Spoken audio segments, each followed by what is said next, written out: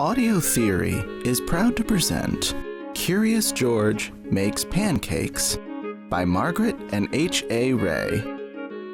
Read by Scott Wilkins. This is George. George was a good little monkey and always very curious. One morning, the man with the yellow hat woke George early. "Time to get up, George," he said. "The pancake breakfast is today." George loved the pancake breakfast. It was a fundraiser held every year to make money for special programs at the Children's Hospital. Besides eating pancakes, there were all kinds of games to play. Even the mayor came to play and eat, but first he gave a welcome speech.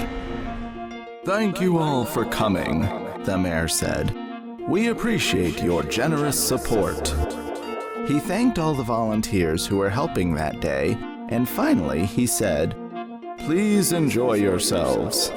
And the pancakes." When the mayor finished, the man with the yellow hat said, "George, I'm going to buy our tickets. Please wait here and don't be too curious." George waited like a good little monkey, but something smelled good. Could it be the pancakes? George was curious. He followed the delicious smell and found a whole griddle full of pancakes. George watched as a man poured little batter circles and flipped them up in the air. It looked like fun to make pancakes. George wanted to help. On a table near the griddle was a basket full of blueberries. These pancakes need blueberries, George thought, and he sprinkled some on top. Meanwhile, the man at the griddle was so busy he didn't notice the little monkey helping him, but the line grew and grew. George's pancakes were a hit. Soon everyone wanted them, and the man could not keep up. "Please wait," he said to someone holding an empty plate. "I need to find an assistant to help me." And just like that, he was gone. George looked at the people waiting in line, and then at the empty griddle. Why, he could make pancakes. He could be the assistant. George poured the batter into nice round circles. Next, he added blueberries. He waited just a minute to let the pancakes cook. Then he flipped them over. And last, he added syrup. The line for pancakes was enormous, but with 4 hands, George made quite a chef, and no one's plate was empty for long. "I've been coming to this breakfast for years," a man said, "but I've never seen pancakes made like this before." "I've never eaten this many pancakes before," said a girl.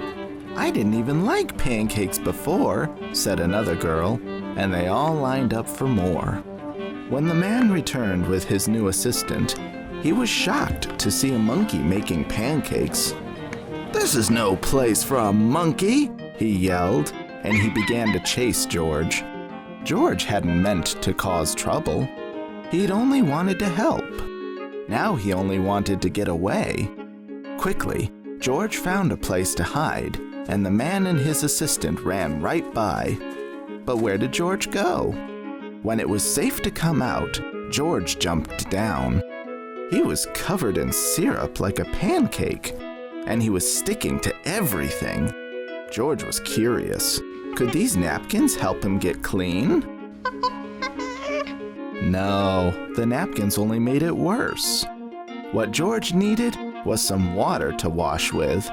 Why, here was the perfect thing. George climbed up. This would do the trick for a sticky monkey. George sat on the bench and splashed himself with water. But all of a sudden, splash! George was in the water. What a surprise! George climbed up again and splashed back down. He'd never been in a dunk tank before, and he'd never had so much fun getting clean. Soon everyone was having fun, and the line at the dunk tank grew even longer than the line for pancakes. Later, the mayor came by. "I've heard all about your delicious pancakes," he said. You've made our fundraiser a big success, and I have a special favor to ask you. At the end of the day, George got to present the money from the fundraiser to the president of the hospital.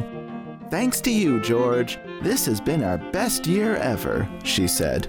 Will you come back and make pancakes again next year? George nodded, and everyone cheered. The end.